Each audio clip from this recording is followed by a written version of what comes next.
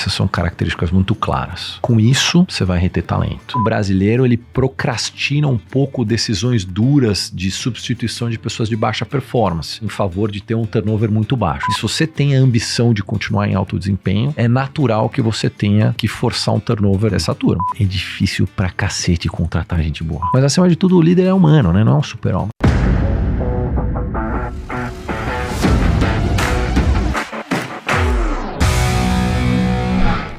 Bem-vindos ao Papo de Gestão, podcast aqui do G4 Podcasts, onde a gente traz fundadores, diretores, C-levels e muita gente que está fazendo o Brasil acontecer, para contar um pouquinho para vocês aquilo que eles acertaram, aquilo que eles erraram, dar muitos insights para que a sua jornada consiga ser mais simples e mais fácil. E hoje tenho o prazer de ter aqui ele, que acabou de se juntar ao G4 como um dos nossos mentores. Ele é referência em capital humano, cultura organizacional e liderança estratégica. Ele cofundou a Exec e ele é presidente global da Panorama Leadership.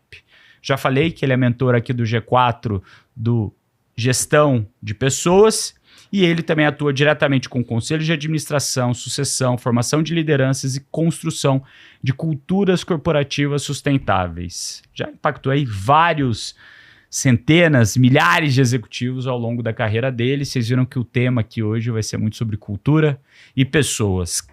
Cadu Altona, muito bem-vindo ao Papo de Gestão. Super prazer, Nandon. Obrigado por me receber. Galera, hoje o tema do episódio é exatamente esse. A gente vai falar aqui como pessoas e capital humano pode ser uma vantagem competitiva para o seu negócio. Então, ele vai falar aqui um pouquinho sobre o que diferencia as empresas que de fato investem em gente boa, numa cultura forte, numa estrutura organizacional clara e que seja simples a maneira de tomar decisões alinhadas à estratégia da companhia, tá certo? E já para começar aqui, indo direto ao ponto, Cadu, primeiro, antes de entrar para as perguntas, a gente estava batendo papo aqui antes, quem te convidou para ser mentor aqui no G4? E da onde você conheceu essa pessoa? Quem me inspirou, né, e me recomendou foi o Henry Zilberstein. O Henry, a gente trabalhou junto, eu tive a honra de ser chefe dele no início da carreira dele. Quando que vocês trabalharam juntos? 2005 a 2008. Lá na Michael Page. Lá na Michael Page, numa época super divertida, porque era o startup da companhia. A gente chegou, eram, sei lá, 30, 40 pessoas, a gente saiu, eram 400. Irado. E ele super empolgado, né? É um craque. Então tava falando do que tem sido bacana não só dividir, mas aprender junto, né? Com vocês aqui. Então, foi ele que me inspirou. E hoje, o que você tá focado hoje? O que é a Exec? A Exec é a principal consultoria brasileira no recrutamento e no desenvolvimento de lideranças. Então, no ano passado a gente contratou por volta de 350 pessoas em funções de C-level, para conselhos de administração. E a gente tem uma área que é uma área de consultoria que basicamente ajuda as empresas a construírem cultura, a desenvolverem os seus líderes, programas bastante customizados, né, para companhias de todos os portos. Temos também uma área que monta conselhos de administração, ajuda empresas a evoluírem suas governanças.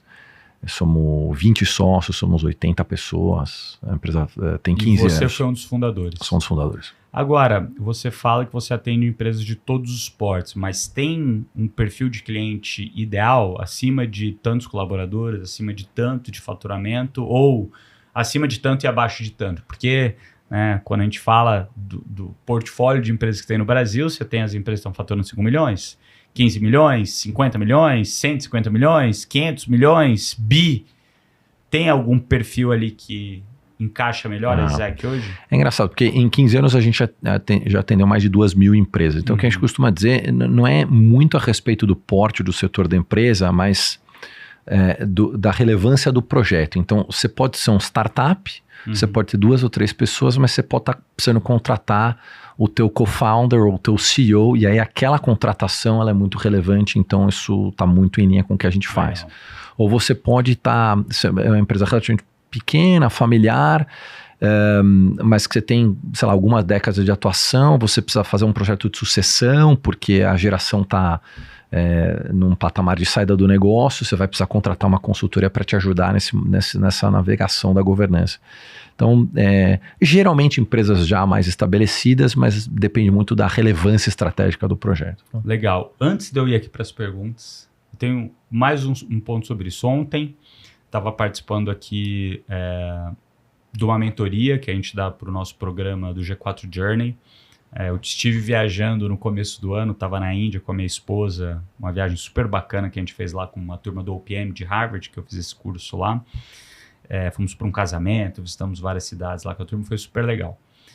E eu não pude participar desse programa, que é o programa que eu, Thales e Alfredo, participamos das mentorias, né? Nesse único programa. Uhum.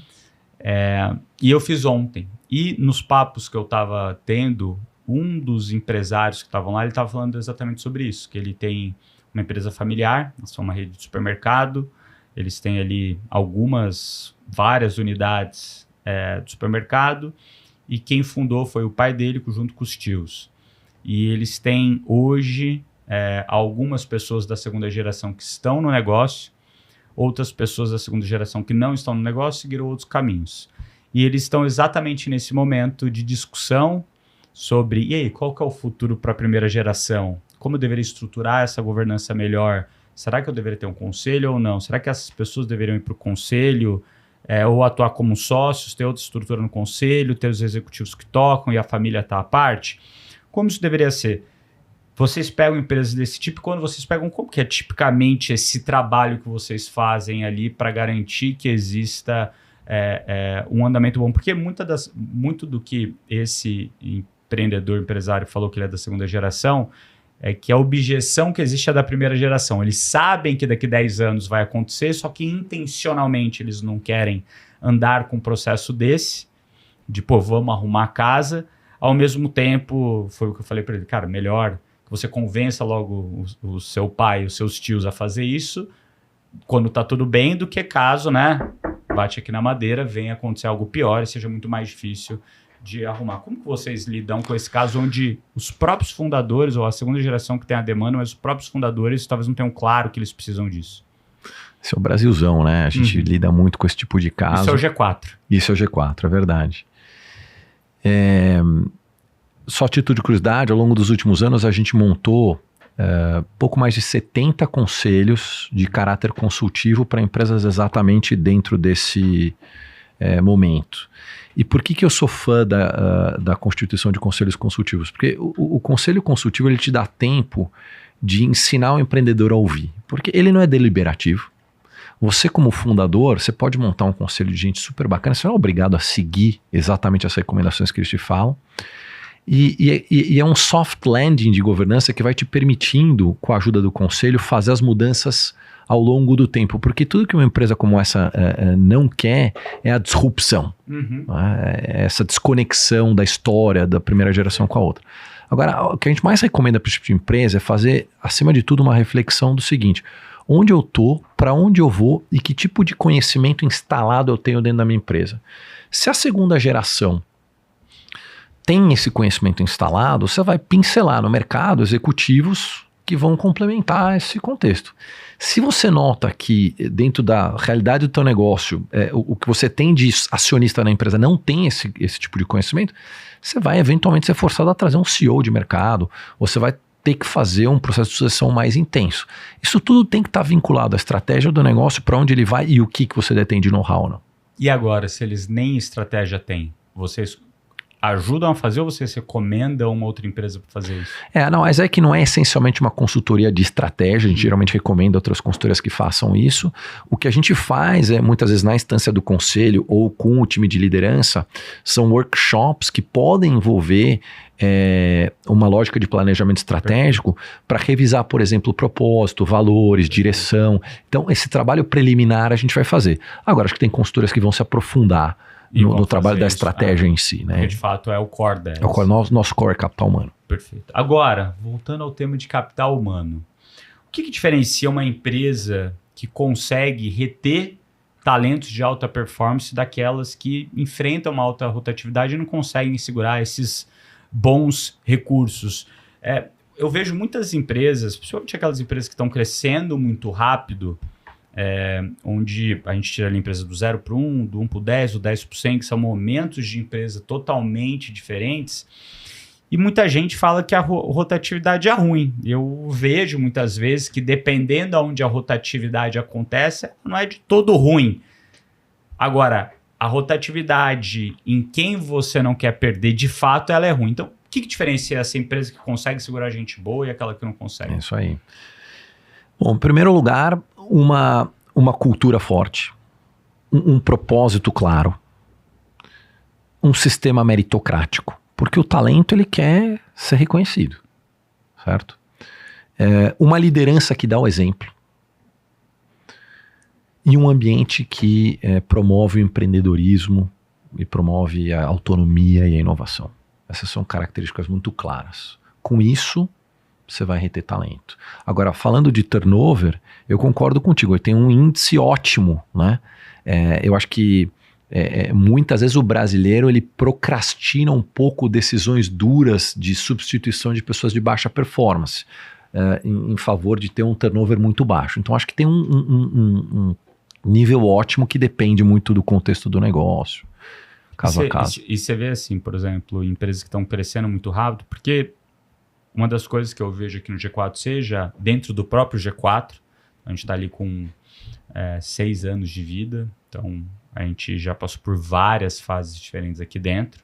A fase da startup, de tirar do 0 para 1, onde eram poucas pessoas, todo mundo fazendo tudo, sem muita profundidade, muito mais liderança do que gestão, muito testando o modelo, encontramos um modelo, daí começamos a pisar no acelerador para trazer mais gente, trazer mais vendedor, trazer mais canal de aquisição, e daí foi onde a gente rompeu ali a barreira das 10 pessoas no time, e que eu considero que foi quando a gente chegou no estágio 1, que a gente tinha que levar do 1 para o 10, que daí foi um crescimento de 10 para 50, 60, 70 pessoas, onde não era já todo mundo que fazia tudo, o líder não centralizava mais tanto, já eram times específicos, pessoas tocando mais ali o seu canto, já primeiros sistemas de gestão, a necessidade, e algumas pessoas que estavam lá do 0 para 1 já não se sentiam tão à vontade aqui do 1 para o 10, porque elas já tinham que fazer coisas que eram mais rotina do que coisas mais eu faço tudo.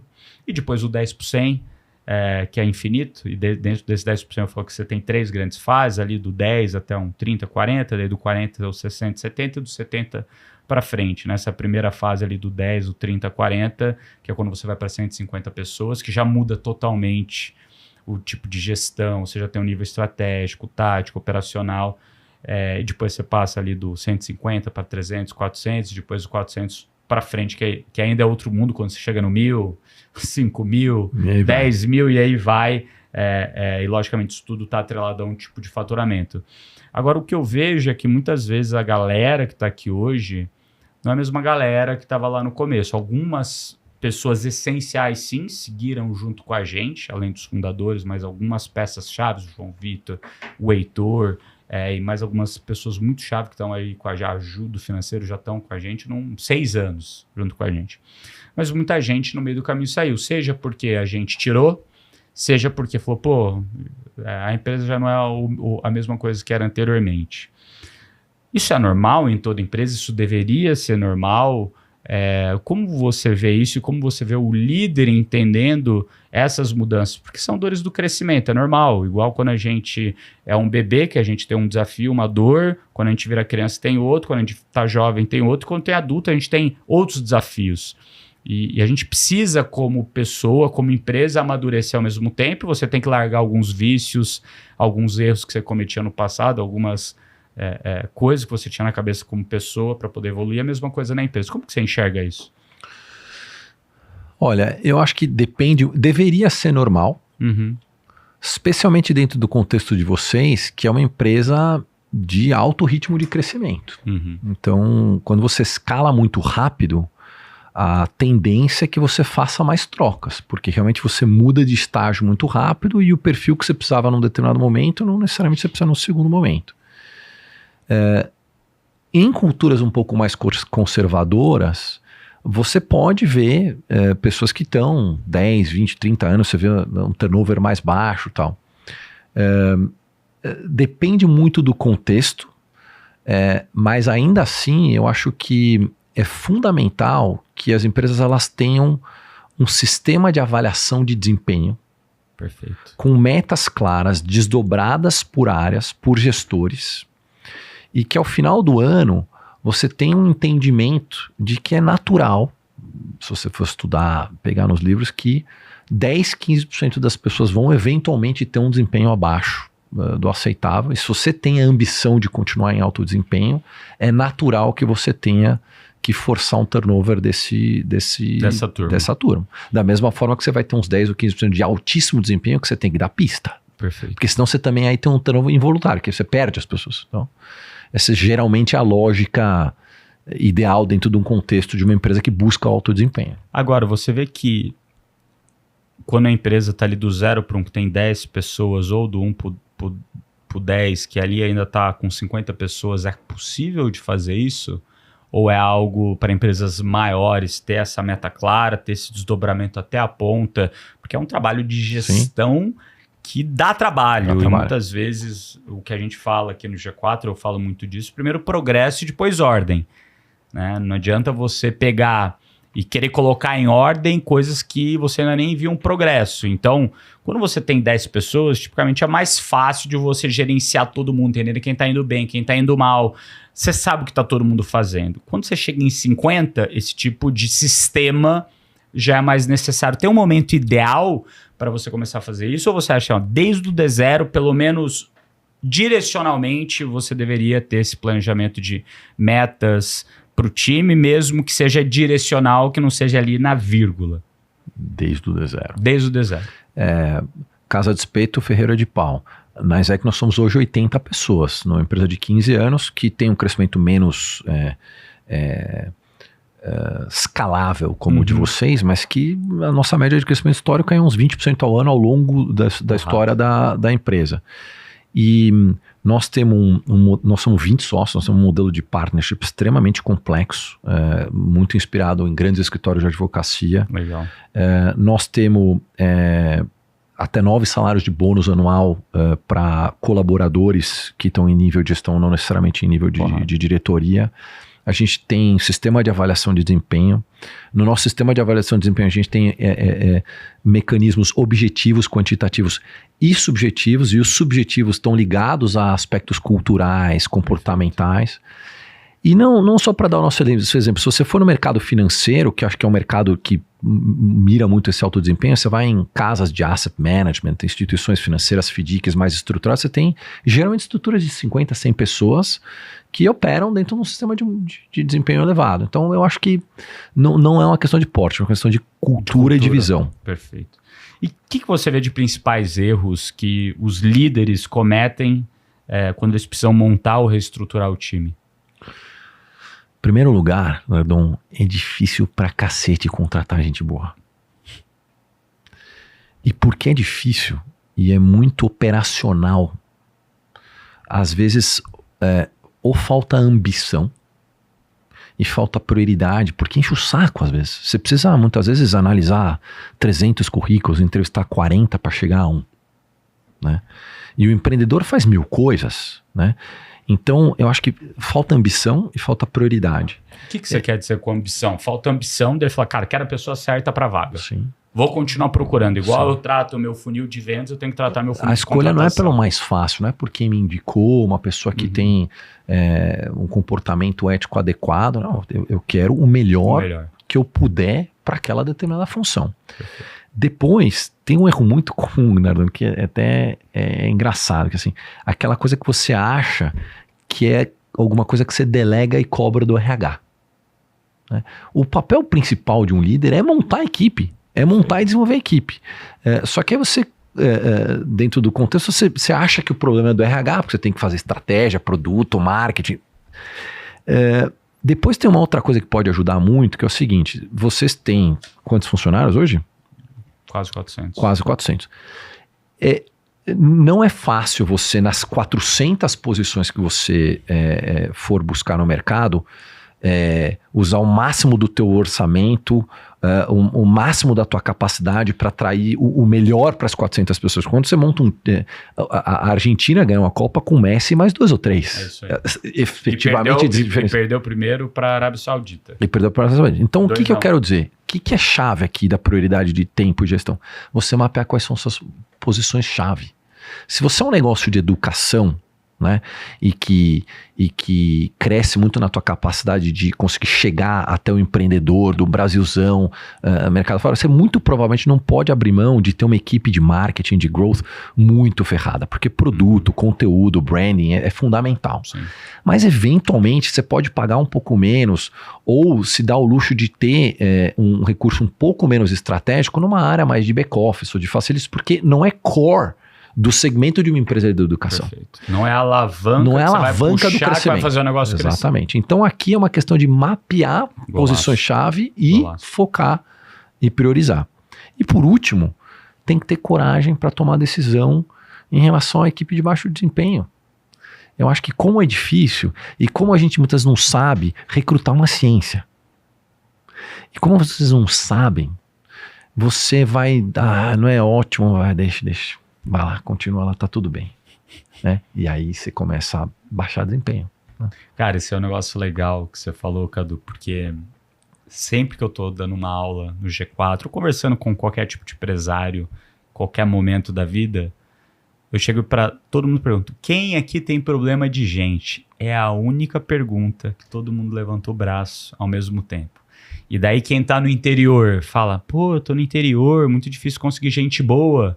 E daí quem tá na capital fala, pô, em São Paulo, no Rio de Janeiro, BH, nas capitais, tem gente boa, mas a competição é muito alta, então tem que pagar muito caro por esse tipo de recurso. Então, a gente sempre, como empreendedor, acaba vendo a grama do vizinho, achando que é mais verde do que a nossa, mas é real que todo mundo tem esse problema de gente. O segundo ponto que todo mundo acaba cometendo e errando, no meu ponto de vista, é que eles não tornam uma prioridade contratar ou mandar alguém embora que não está indo bem. Por quê? Porque ele já tem alguém sentado naquela cadeira, aquela cadeira já não está performando, mas não é nem o pior nem o melhor. Tá ali, tá andando de lado.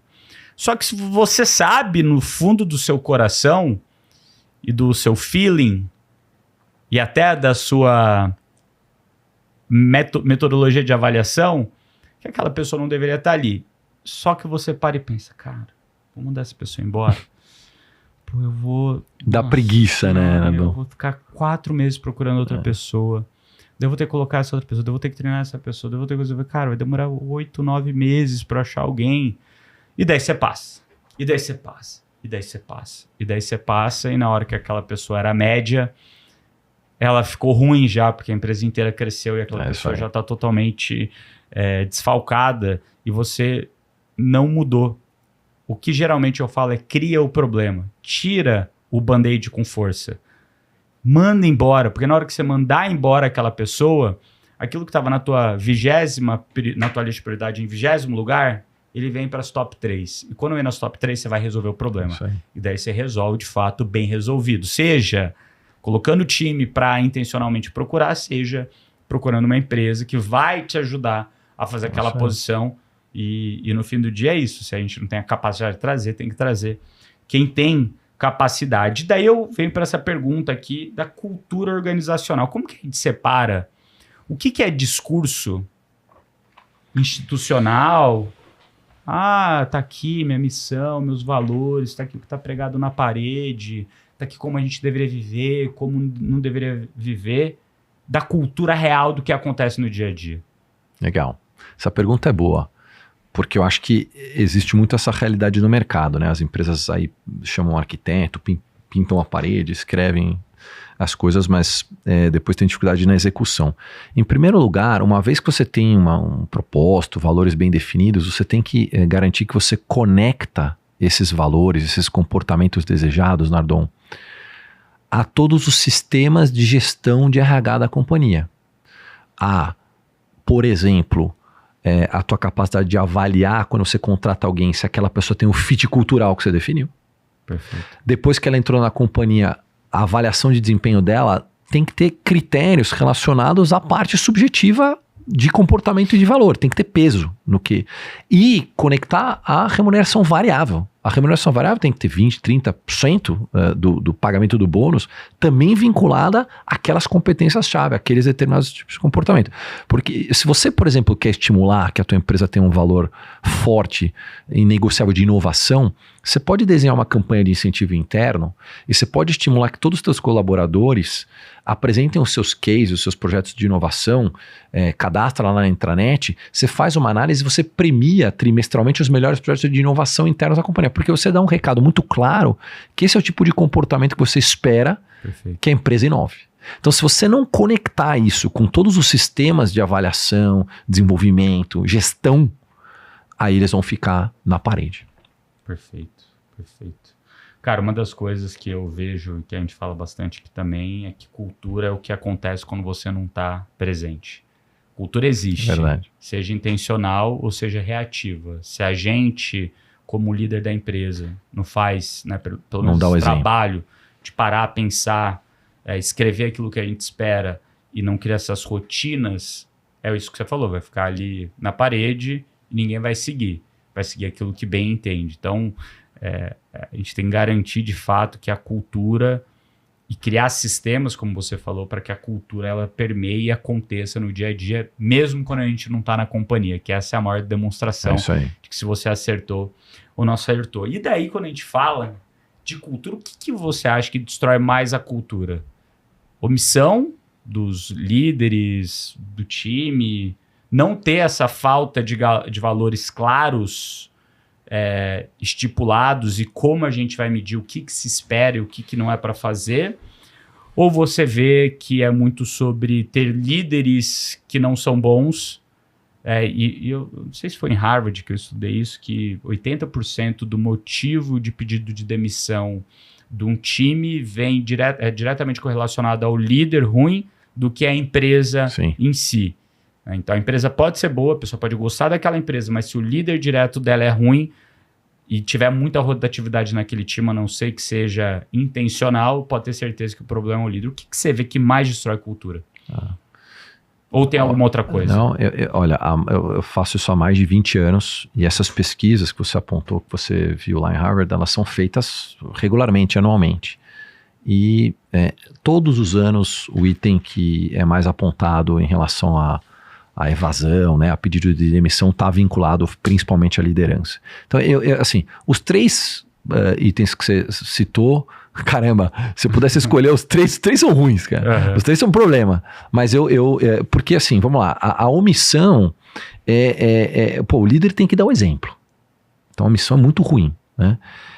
Você falou da falta de valores claros. Falta de valores claros é a falta de direção do comportamento que você espera das suas pessoas. É um problema. Mas eu fico com a questão dos líderes tóxicos, porque aqui, mesmo se você não tem valores tão claros, o líder ele dá um jeito. Perfeito. Não está escrito na bola, vem cá, amigão, vou te mostrar como é que faz. Vamos realinhar. Perfeito. Cara, uma das coisas que eu vejo assim, a gente não nasceu sabendo ser líder. Né? Eu olho para o meu passado e vejo, logicamente, desde criança que eu sempre assumi a responsabilidade para aquelas coisas que eu fiz, como criança, como adolescente. Sempre tentei propositivamente e de maneira intuitiva, mas querer fazer aquelas coisas acontecerem porque eu queria. Né? Mesmo que fosse contra a maré. Eu vejo que tem algumas pessoas que têm essa... No instinto. O instinto de... vou fazer de maneira intencional, porque eu sei aonde eu quero chegar. Mesmo que aquele lugar que eu quero chegar não seja o mesmo para você, porque não vai ser, cada um tem o seu objetivo. Mas, dado aquilo que eu queria, eu intencionalmente ia no caminho daquilo. Seja no esporte, seja porque eu queria passar numa faculdade boa, eu sentei a bunda na cadeira e estudei para passar na faculdade, seja porque, cara, whatever, o que seja aquilo que eu queria, intencionalmente eu ia para aquilo, e muitas vezes isso exigia de mim uma liderança dentro de um grupo de pessoas, de mais pessoas, para fazer aquilo acontecer. Quando eu comecei a trabalhar, e eu fiz estágios, então eu sou formado em engenharia mecânica, fiz estágios lá na Airbus, depois eu fiz estágio em outra Airbus, passei por uma consultoria de estratégia antes de começar a empreender. E eu via que os líderes acima de mim, que tinham 15 anos a mais, 20 anos a mais, se fosse pegar um problema do zero, nenhum tem nenhum contexto, eu conseguiria resolver tão rápido quanto, ou mais rápido do que aquele líder. Por quê? Porque o hardware estava aqui. Eu não tinha, até aquele momento, a experiência e a malícia para algumas coisas que você adquire ao longo do tempo, que você vira especialista em algo, que é testar uma coisa e errar, testar outra coisa e errar, ter uma visão mais 360 do mundo dos negócios. E eu ficava me perguntando, cara, não tem nada de diferente dessa pessoa que tem 15, 20 anos a mais do que eu. Por que eu tenho que esperar tanto tempo para chegar lá? E, logicamente, foi uma das coisas que fizeram eu sair dessas grandes corporações que eu passei para entender aquilo que eu não gostava, para começar a empreender. Porque eu falei, pô, se não tem tanta diferença e eu quero tomar as rédeas da minha vida, nada melhor do que eu tomar o risco. E se der tudo errado, a culpa é minha. E se der tudo certo, os louros são meus e do time que eu consegui montar e da cultura que eu fiz para que aquilo acontecesse, né? Eu vejo que hoje a gente tem uma... E eu não sei se toda nova geração, a geração antiga acha que a geração mais nova é inquieta, é afobada, quer fazer as coisas acontecerem. Eu fui uma dessas pessoas. Ao mesmo tempo, eu peguei aquilo... Eu falei, pô, não acho que eu estou no lugar certo, quero construir um lugar novo. Fui lá e fiz. Como você vê que essas gerações novas hoje, quando olham para o líder e conseguem discernir, né? Porque a gente falou aqui de liderança mais tóxica, liderança difícil, que não é um bom líder. Uma coisa é você ser líder, outra coisa é você ser pai e mãe. E tem uma diferença bem grande disso. Eu tenho 3 filhos, então sei a diferença de ser pai e mãe. Ser líder tem muitas coisas parecidas, mas tem muitas coisas diferentes. Mas essas gerações que eu vejo mais novas, às vezes elas não aguentam não aguentam calma, toda hora tá reclamando, acha que é empoderada e tem direito a tudo, esquece do tanto de dever que tem para fazer as coisas. Às vezes não bate uma meta, você dá um feedback um pouco mais duro, já fica todo ressabiado. Como que você vê o papel do líder com essa geração mais nova, mas também a geração mais nova conseguir discernir esse é um líder bom e esse é um líder ruim, porque tem uma parte da geração mais nova que acha que todo líder é ruim só porque cobra. Como que você vê isso e essa nova geração acontecendo? Tem uma palavra que resume muito isso que você falou, que está muito conectada com o sucesso do líder, que é empatia. Perfeito. Você precisa, e tem conceitos mais sofisticados como liderança situacional, né? Que é você entender que você vai ter que dar um trigger diferente dependendo da pessoa ou da geração ou do perfil, não necessariamente da geração, ou do perfil que ela tenha, né? Então, tem estudos super profundos que falam da essência, das diferenças das N gerações. Nesse exato momento, eu estava num simpósio em Nova York que estava falando que é o único momento na história em que a gente tem 6 diferentes gerações trabalhando dentro do mesmo ambiente, da mesma empresa. Que loucura. E eu tenho uma outra tese que é o seguinte, Nardon, eu sou talvez um pouco mais velho que você, mas quando a gente começou a trabalhar... É pouca coisa. Pouca coisa? Pouca coisa. Tem um cara de novo. Boa. Eu entrevistava, as pessoas vinham lá no escritório, se tinha 50 anos, as pessoas estavam desesperadas. O que eu vou fazer com a minha carreira? Porque, em tese, a tua carreira acabava com 50 anos. Hoje, a minha tese é de que o auge profissional é dos 45 aos 55. Você tem uma longevidade muito maior. Né? Então, pelo fato de você ter uma longevidade, você pode ter alguém, hoje, tranquilamente 60 anos, em alto desempenho, trabalhando com de 20. Então você tem um gap de 6 gerações. Mas eu acho que se você tem a empatia, se você tem a capacidade de entender o que é proposto para aquela pessoa, você tem a versatilidade, o líder moderno é o líder versátil. Não tem mais secretária, planejamento estratégico de 5 anos. Hoje em dia é tudo 2 anos. Você tem que ser mão na massa.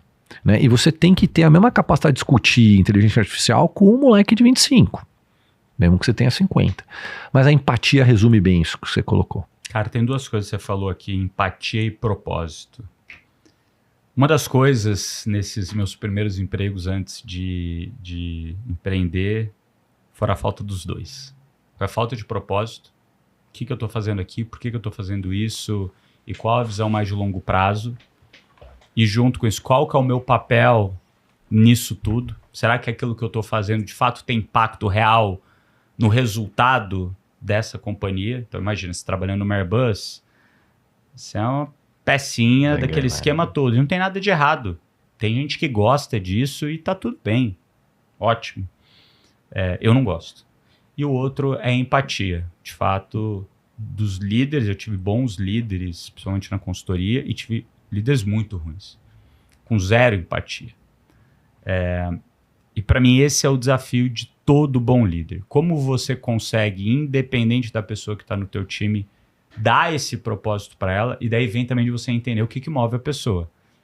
E muitas vezes o propósito é só de você querer fazer algo legal, diferente, difícil o suficiente, que não tem, às vezes, a ver com o propósito da empresa. Ou com grana. Ou com, não tem a ver com isso. Mas você tem a pessoa que é movida pelo desafio. Sim. Cara, a gente está fazendo algo que ninguém nunca fez antes. Isso foi sempre que me moveu. Grana é consequência da gente ter feito algo que tem um impacto grande, que resolva o problema de muita gente e seja um problema pertinente, que a galera, tope pagar por isso. Agora, empatia, cara. Empatia é um negócio que você nasce. Ou não? Você acha que você consegue criar empatia? Acho que tem aspectos inatos, mas eu acho que você também pode desenvolver técnicas. Tá. Você pode desenvolver técnicas de escuta. Você pode se disciplinar para ter uma rotina de feedback. Você pode, como gestor, pedir feedback. Porque o liderado, especialmente mais tímido, ele não acha que ele tem direito de te dar um feedback. Né? Então eu acho que, eu sou também coach profissional há muitos anos, eu acho que você tem aspectos que são desenvolvíveis. São. Cara, empatia e cuidado eu acho que são duas coisas que são mais difíceis de você conseguir. Sim, acho que muito mais fácil para alguns, muito mais difíceis para outros. Mas os que... Primeiro, eu acredito muito que a gente tem que ter uma capacidade de autoavaliação, a gente tem que saber muito bem quem a gente é. Perfeito. Né, a gente faz programas de assessment super profundos que ajudam muito, né, a entender o teu perfil, o perfil do teu time, quais as complementaridades. Porque uma vez que você reconhece as suas fragilidades, você consegue trabalhar nelas. Né? Esse é o princípio do desenvolvimento humano, é saber onde você está. Para saber onde você tem que ir. Onde você tem que ir. Esse é um negócio legal, que antigamente, na nossa infância, quando você estava querendo ir na casa de um amigo teu, pelo menos lá em Assis, interior de São Paulo, que é de onde eu vim, você estava meio perdido e não tinha Waze na época, não tinha celular, então você parava no orelhão, ligava a cobrar pro teu amigo, ele atendia. Fala, cara, o meu chegou na tua casa. O que é a primeira pergunta que ele faz? Aonde você tá?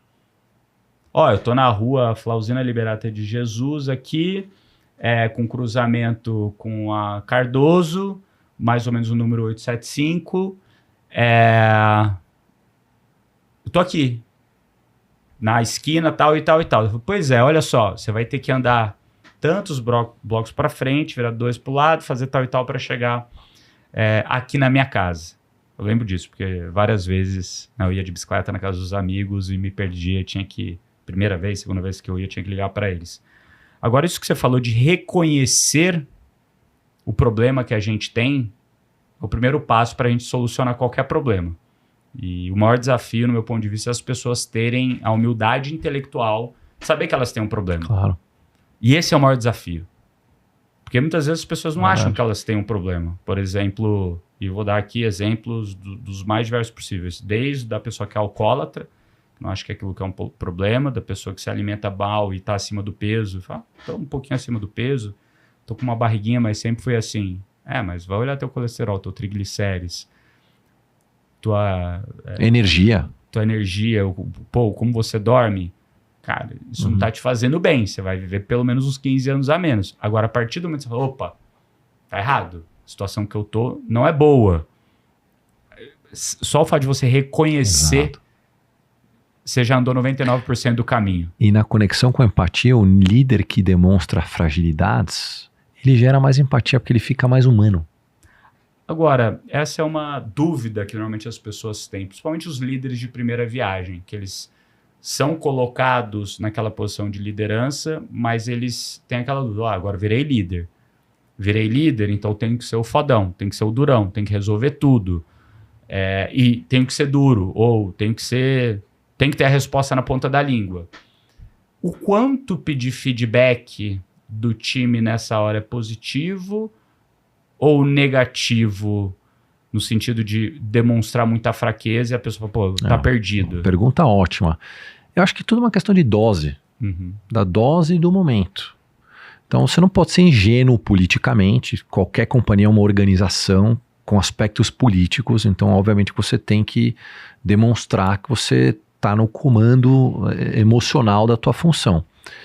Mas, especialmente depois de um determinado período em que você, por exemplo, tem tuas metas claras, você está entregando, você já gerou um grau de intimidade em que você sabe que você obteve a admiração daquela pessoa porque você já ensinou, você já entregou, você já ralou. Naquele momento, o líder, que é o CEO de uma empresa de, sei lá, 1.000 ou 5.000 funcionários, ele pode um dia falar assim, olha, quinta-feira à tarde eu não posso, porque eu assisti a apresentação de balé da minha filha. É o evento do ano, e eu vou me ausentar por 3 horas. Perfeito. E eu não vou estar estimulando que as pessoas façam o que queiram, saiam do meio da empresa no meu dia. Não, você vai estar estabelecendo limites e ajudando as pessoas a gerenciar a saúde mental. Né? Agora, obviamente tem um momento para você fazer isso, um momento para você se demonstrar frágil, mas acima de tudo o líder é humano, né? Não é um super-homem. Perfeito. Quando a gente pensa em decisões, você já deve ter passado por muita decisão dura, difícil, coisas que você presenciou nesses conselhos que você participa, ou nessas criações de vaga, ou mesmo nos assessments, ou nesse processo de contratação, relacionados à gestão de pessoas, né? Qual que foi a mais dura que você presenciou e o que isso te ensinou? Nardon, eu acho que faz poucos anos, mas a gente tem a capacidade de esquecer, né? Foi durante a pandemia. Imagina, a gente tem lá um negócio, a gente contrata centenas de pessoas por ano, 80 pessoas, mas sei lá quantos, 300, 400 pessoas dependendo ali do nosso negócio na ESEC. E nos 3 primeiros meses da pandemia de Covid, o nosso faturamento caiu pela metade. Simplesmente a gente passou a fazer metade do volume de projetos que a gente fazia. Então eu lembro que na época, primeira decisão, a gente cortou o Prolabore em 100% de todos os sócios. 0. Que loucura. Eu não sei se você vai se lembrar, o governo criou alguns mecanismos legais que permitiram que você reduzisse a jornada e salário. Sim. A gente reduziu a jornada e salário de todo mundo, no limite máximo. E eu não sei se a gente não se lembra, o público talvez não se lembra que a gente colocou outros tantos numa suspensão temporária que a pessoa ganhava 0 de salário, desde que você em 60 dias se comprometesse a recontratar para não precisar demitir. A gente colocou outros tantos dentro desse contexto. E nesse contexto de queda vertiginosa, a gente investiu em tecnologia, equipamento para as pessoas conseguirem trabalhar de casa, em segurança no escritório. Bom, resumo da ópera. Foi uma loucura. 6 meses depois da pandemia, nos 2 anos subsequentes, o mercado voltou com tudo. A gente teve 2 dos melhores anos da história da ESEC. 90% dos colaboradores voltaram a trabalhar com a gente, então a gente conseguiu manter o grosso das pessoas. E assim, eu aprendi 2 coisas. Ali que eu aprendi, e não só eu, o mercado todo começou a falar da tal da empatia. Até então não se falava da empatia, porque na época o mais importante era a saúde das pessoas, elas conseguirem se manter. Perfeito. E o ponto 2, mindset digital. Porque de uma hora para outra você tem que liderar a equipe virtual. Hoje em dia todo mundo mexe no Zoom, e naquela época era uma loucura. E todas as outras ferramentas de trabalho em equipe, participação de projeto. Então essas 2 competências eu digo que foram incorporadas no papel do líder, e que eu fui aprender, eu já fazia isso há 15 anos, eu tive que entender como é que o líder tinha que atuar. Perfeito. Meio que revolucionar o comportamento do líder. Muito bom. Tem um tema polêmico aqui, que é a home office. Mas antes de eu falar sobre esse tema, eu queria trazer um presente que a gente sempre traz aqui para os nossos ouvintes do Papo de Gestão. E o presente que eu tenho para vocês hoje, galera, é um material completo sobre as melhores práticas para você fazer uma reunião de feedback que a gente chama de one-on-one, 1 a 1. Você com seu liderado. Então, esse material como que você vai ter acesso a ele? Você vai entrar lá no @bruno.nardon, que é o meu Instagram, e lá na mensagem direta, direct message, não é comentar no Stories, não é ir lá e comentar no post ou no Reels, não é lá. É você entrar lá e me mandar uma mensagem direta com a palavra sincerão. Olha só que palavra bonita que o time arranjou. Sincerão, de sincero. Então, sincero, tio, sincerão. Se você escrever essa palavra, o robozinho aqui da nossa automação vai entender que é esse material que você quer e a gente vai mandar aí para você as melhores práticas para você fazer uma reunião entre líder e liderado, onde você vai aprender a conduzir essa reunião, ter várias perguntas ali que você pode usar como base e o que você no fim do dia com essa reunião quer extrair também do seu liderado para que você consiga criar empatia, criar propósito, entender o que acontece na vida dessa pessoa e quais são os gargalos que ela tem para que você consiga desenvolver ainda melhor o seu time e chegar em resultados de alta performance. Voltando ao tema polêmico, home office. O que você acha disso? Que você atende muitas empresas grandes, médias, pequenas. A gente viu que, né, o mundo ele é pendular. Ele foi para um lado de todo mundo home office e hoje ele já tem voltado muito para o outro lado. Empresas como Google, como Meta, como Amazon, como todas essas grandes empresas gringas já exigindo que as pessoas passem pelo menos 4 dias no escritório e tenha um de home office, algumas que são 2, 3 e outras que já pediram para que todo mundo volte ao escritório. Como que você vê isso de maneira geral, seja no Brasil, seja fora? A gente acompanha esse movimento muito de perto, Nardon.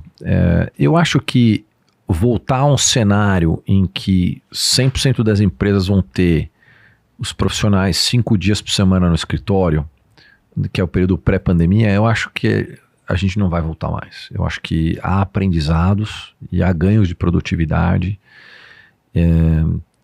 e alternativas que você descobriu que você pode conseguir um cara de tecnologia que é um sujeito dificílimo de você contratar, mas que ele está lá em Londrina e você tem um escritório aqui em São Paulo e de repente a tecnologia é uma área em que você depende um pouco menos da presença presencial. Então eu acho que você não volta totalmente. Mas eu acho que agora talvez a gente esteja caminhando para um momento de maturidade onde as coisas devem se consolidar entre 3 a 4 dias presencial e 1 a 2 dias online.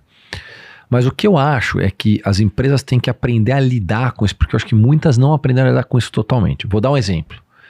Se você está falando da galera nova, que está começando na jornada de trabalho, ou mesmo o colaborador novo, que pode ser até um gerente, um diretor, mas ele está entrando dentro da companhia, essa pessoa precisa de presencial muito, porque ela precisa fazer uma imersão na cultura, ela precisa aprender por observação. Então, o que eu quero dizer é o seguinte, você tem determinados públicos, que você tem determinados momentos em que você tem que dar um choque de presencial. Sim.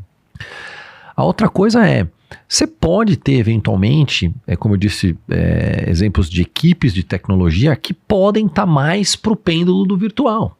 E é uma mão de obra super complexa, que trabalha muito independente, que se conecta muito facilmente.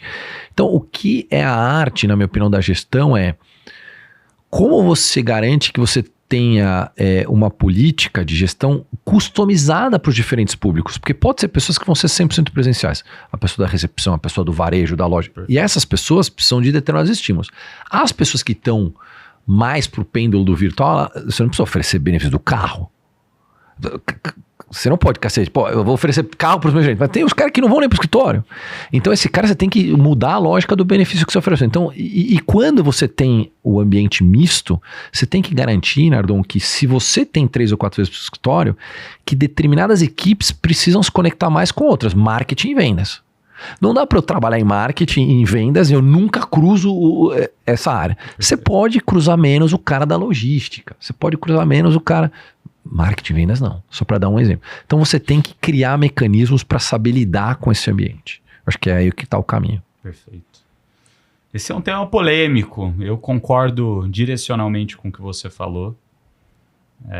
Acredito que sim, existem áreas que trabalham né? Como você falou, a pessoa de tecnologia mais individualmente, já tem sistemas e maneiras deles codarem, né? Fazer o trabalho que eles precisam fazer de maneira assíncrona.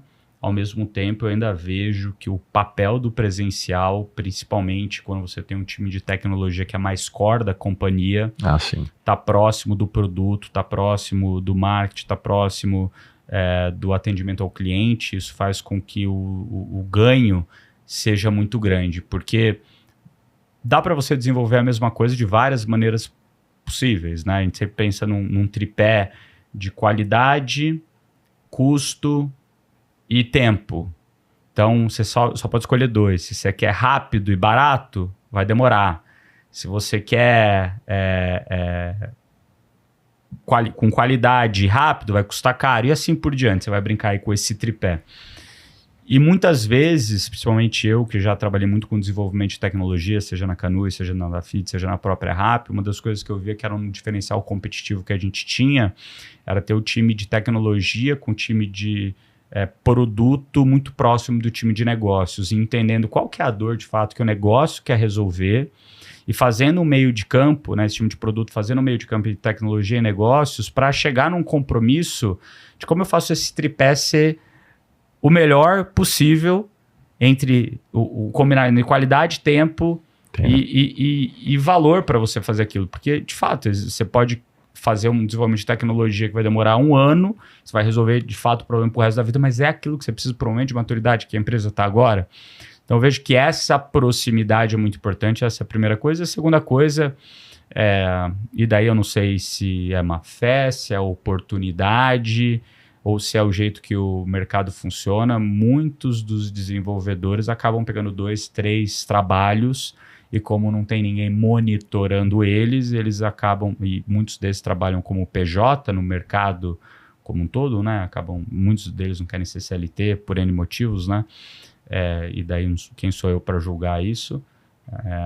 Eles acabam pegando 3 trabalhos em paralelo e na parte da manhã trabalha para um, faz uma parte, manda umas mensagens, espera a resposta, vai fazer coisa para outro, vai fazer coisa para outro. Eu acredito muito em foco. Se fazer 3 coisas diferentes em paralelo, você está enganando alguém aí na jogada. E pode ser, de fato, que para aquela pessoa ela ganhe mais e tenha uma melhor qualidade de vida, beleza. Eu só acho que às vezes falta transparência para com os empregadores. E isso, para mim, volta a um princípio claro, que é a ética. E a ética a gente não negocia. Então, se está combinado desde o início, beleza, você quer ser um terceiro PJ que vai me ajudar com contrato de X horas para resolver esses problemas, beleza. Se eu te contratei sabendo disso, ótimo. Vai lá, vai ser de fato terceiro, vai ser de fato um PJ, vai ser de fato... você vai emitir notas não sequenciais para mim, porque você está prestando serviço para um monte de gente, mas é isso que eu vou te esperar de você. Não vou te pagar um valor cheio de uma pessoa de tecnologia que eu espero comprometimento total com a empresa. Então, tem essa parte polêmica, quando a gente fala sobre esse tema, né? Se alguém de desenvolvimento vê, vai ter ratatá, vai ter gente, fala, mas o que é isso? Põe a mão na consciência e pense. Não tá certo, não tá errado, acho que só a transparência que precisa existir, ela tem que ser clara, né? E não tem problema nenhum, se você alinha a expectativa, tá tudo bem. Mas esse é um tema importante. Outro tema legal que você falou, que eu gostei bastante, que você falou da situação. E você falou ali de quando você traz as pessoas mais novas para a empresa, ou mesmo um líder de uma empresa que às vezes trabalha uma parte grande em home office, que você precisa emergir essas pessoas para entender a companhia, entender o histórico, conhecerem as pessoas. E muitas vezes, quando você está presencial no mesmo lugar, tô com um problema, não sei aquilo, você levanta da mesa, vai até a pessoa e resolve isso rápido. Você não precisa marcar uma reunião no Zoom ou no Meeting para falar sobre aquele tema que você resolveria em 2 minutos. Então, a velocidade de aprendizado é muito rápida. E eu acredito que para quem vem de fora ou para quem é mais novo, a gente aprende por imitação. É o que você falou, é mimética. É o jeito que o ser humano aprende, imitando o outro, imitando os comportamentos, imitando os trejeitos, imitando aquilo que funciona, vendo exemplos de como uma pessoa se porta numa reunião, quando ela é mais dura, quando ela é menos dura. E isso presencial, o olho no olho, o foco total, você perde na experiência digital. Então eu tenho alguns, não preconceitos, mas algumas ressalvas, né? Aqui no G4, 100% do time é presencial. 100%. Logicamente que a gente tem parte do time que está nos eventos. Então, tá rolando evento agora, tem um time que tá lá. E daí ele não vai voltar pro escritório se ele tá lá. Ele tá resolvendo a vida dele de lá. Então, de certa forma, ele tá presencial, mas remoto. Mas é presencial. Logicamente que a gente tem flexibilidade, assim como eram as empresas de tecnologia antes do Covid. É verdade. Quando você pensa numa empresa de tecnologia antes do Covid, nas startups que seja, elas sempre tiveram essa cabeça um pouco mais de vou trazer gente mais nova, vou dar responsabilidade e autonomia, você gerencia o seu tempo como você quiser, se você está entregando resultado e amanhã você tem uma consulta médica ou que levar o filho para algum lugar e me avisar, falar, olha, depois de amanhã ou amanhã, né, de preferência com um pouquinho mais, se não for nenhum incidente, mas daqui 2 dias eu vou precisar chegar às 11 da manhã, tem problema? Cara, eu nunca falei que tem problema para ninguém. Chega a hora que você quiser, você tem que resolver coisas da tua vida, a pessoa vai resolver, porque eu sei, para mim também é difícil, como gestor, como dono, como fundador, resolver minhas coisas no fim de semana, que muitas coisas estão fechadas no fim de semana, então eu vou ter que fazer as coisas durante a semana. Então eu chegar um pouco mais tarde, dado que eu sou um dos donos, um dos sócios, para mim é mais óbvio, eu não preciso pedir permissão para ninguém, nem para os meus sócios, porque a gente tem os combinados bem combinados. Agora, com o time, às vezes a pessoa fica receosa. Antigamente, né, antes do Covid, era normal isso. E aqui no G4 também, hoje é bem normal. Agora, um outro ponto que eu acho super legal que você falou. Liderança. Quando você traz uma liderança boa, porque vocês fazem muitas essas posições de C-level, diretoria. Muitas vezes, quando a gente traz uma pessoa sênior, diferente de uma plena ou de uma júnior, a gente paga para trazer o sênior, esperando que as pessoas já saibam vir jogando e marcando gol. E muitas vezes, essa pessoa que vem, a gente não dá contexto, a gente não direciona e espera que essa pessoa tenha uma bola de cristal. E esse é um grande erro que eu vejo dos líderes que estão trazendo as primeiras pessoas sêniores de fora que não cresceram de dentro, elas não darem o contexto, não contarem o histórico do que é e porque as coisas são do jeito que são. Porque se você não faz isso, você não direciona, a pessoa não vai ter bola de cristal para descobrir. Então, você precisa, sim, direcionar, principalmente essas pessoas mais sêniores, para que elas já entrem jogando mais rápido. E também tem a situação inversa, onde você é o líder de alguma empresa, que você fazia as coisas, eram bam, mandava bem pra caramba lá, e você muda para uma outra empresa, e você tem um negócio que eu chamo de ignorância situacional. Ou seja, você acredita que nessa empresa nova, se você fizer as mesmas coisas que você fez na antiga, vai dar certo lá. Então você acha que tudo é prego, você tem o mesmo martelo que é bater tudo igual. E a verdade é que não, que empresas diferentes, têm contextos diferentes, histórias diferentes, maneiras de funcionar diferentes, são outros seres humanos, e que não adianta você querer encaixar aquilo que você fez antigamente no lugar novo, que vai dar merda. Não é, né? Vai dar merda. Existem maneiras diferentes de chegar no mesmo resultado. O que você acha sobre esses 2 pontos que eu trouxe? Tanto da ignorância situacional do líder indo para outro lugar, mas também de quando você traz pessoas mais sêniores, qual cuidado vocês na exec têm de quando fazem essas posições, que a pessoa tenha o melhor onboard, tenha o melhor conhecimento, que ela se encaixe, porque no fim do dia você ganha um valor por colocar, mas também se essa pessoa sai antes de determinado tempo, você não ganha aquele valor inteiro. Não, sem dúvida. Ótimo ponto. Desde a fundação da Exec, a gente desenvolveu um serviço de valor agregado, a gente não cobra por isso, que a gente chama de coaching de integração. Então, todo mundo que a gente recruta para os nossos clientes, a gente desenvolve uma metodologia proprietária, a gente acompanha a integração dessas pessoas nos 6 primeiros meses em até 3 sessões independentes. É claro que as empresas geralmente têm os seus processos de onboarding, mas o que a gente detectou ao longo do tempo é que tem quick wins muito simples. Então, vou dar um exemplo. Em primeiro lugar, estimular que a pessoa que chega, depois de 30, 60 dias, sente com o teu gestor e apresente qual que é o diagnóstico dela e qual que é o plano de trabalho que ela propõe. Com metas de curto prazo, 60, 90, 180 dias. E valida isso. Sabe por quê? O combinado não sai caro. Perfeito. E nesse início é difícil você ter uma leitura perfeita. Outra dica que a gente dá. Alianças. Nesse mundo maluco que a gente vive, e aí às vezes é parte virtual, você tem que mapear uma dúzia de stakeholders que você tem que rapidamente tentar ganhar um mínimo de intimidade corporativa. Então é aquela coisa assim, deixa eu ter uma agenda aqui. Se eu entrei no G4 e eu sou N-2 do Nardon, de repente tem ali o direto dele, mas cara, posso convidar ele para um cafezinho, sei lá. Se uma vez a cada 2 ou 3 meses não tiver meu momento com o Nardon, eu tô ali próximo dele. Sim. Eu não vou ganhar intimidade nenhuma, não vou aprender, não vou... Então, você ter a disciplina de criar uma rotina para chamar a pessoa para ouvir, o que você me conta, o que você espera da minha área, como é que você vê, o que eu tenho que entregar. Então, você tem mecanismos que você pode fazer para aceleração do teu desempenho. E eu acho que o líder que traz alguém mais sênior tem que entender que a prioridade número 1 dele é essa pessoa que chegou. Perfeito. Pelo menos ao longo dos 3 primeiros meses. Então você está corretíssimo. Né? Perfeito. Bom, queria ficar aqui mais 1 hora batendo papo contigo. O papo é super interessante. Já passou-se 1 hora do nosso papo, né, a galera que tá lá, queria mais, mas vai ficar para um próximo papo. Mas antes de finalizar, vamos fazer aqui o bate-bola. Eu vou te fazer uma pergunta e você responde ela de maneira mais sucinta, tá? Beleza. Liderança se constrói com... repertório, conhecimento. Liderar é uma arte, é uma ciência. Boa. Um valor que jamais pode faltar num time executivo. Eu vou ficar com o que eu aprendi recentemente que eu gostei. Trate os outros como você gostaria de ser tratado.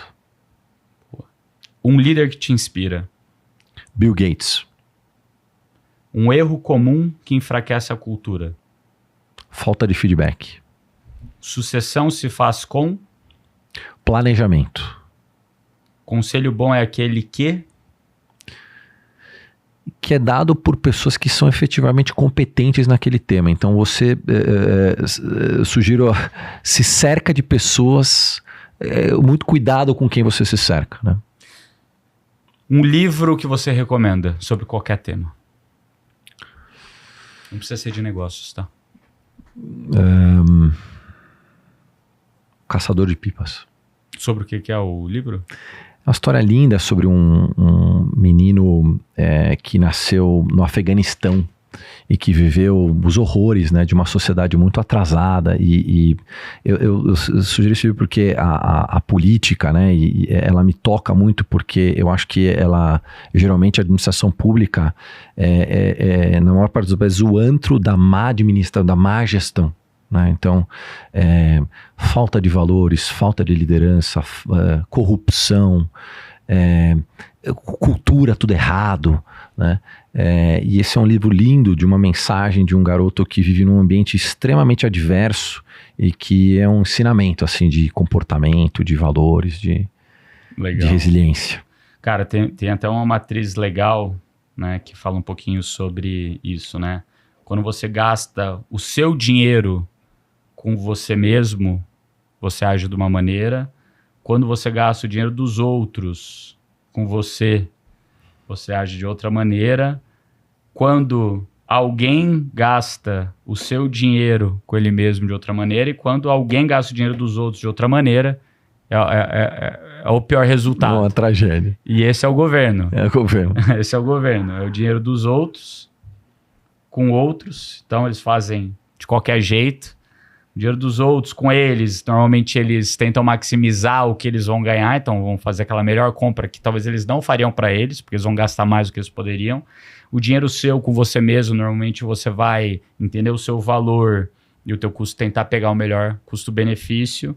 E o seu dinheiro com os outros, dependendo se esse outro é importante, você vai fazer algo parecido com o que você faria para você, ou se essa pessoa não é importante, né, o seu dinheiro com os outros, você talvez vai dar qualquer coisinha ali só para falar que deu, né? É isso aí, dinheiro dos outros com os outros. A não ser quando eles colocam o dinheiro no bolso. Isso aí. Que é um problema que nunca acontece, mas acontece sempre. Sempre. Né? Como que a gente faz para te seguir? Você tem Instagram, LinkedIn? Tenho LinkedIn, Carlos Eduardo Altona, Cadu Altona, Instagram, @Cadu Altona, vai ser um prazer. E se alguém quiser contratar a Ezek, conhecer um pouco mais, como que eles fazem? cadualtona@ezek.com.br, estamos por aí. É um prazer ajudar. Cadualtona, ezek.com.br, seu e-mail. Então, se vocês quiserem seguir ele lá no LinkedIn, no Instagram, ou entender um pouquinho mais do que a Ezek pode fazer por você, manda lá um e-mail para ele, fala que você ouviu aqui no Papo de Gestão, que ele vai tratar com mais carinho ainda. Pessoal, para me seguir, @bruno.nardon, não esqueça de seguir o @G4 Educação, o G4 Podcasts, onde a gente solta vários cortes de vários podcasts que a gente tem aqui na casa e episódios. Lembra de seguir a gente, avaliar com 5 estrelas, mandar para o seu amigo que precisa ouvir esse episódio. E é isso aí. Até o próximo episódio, galera. Valeu. Tchau, tchau.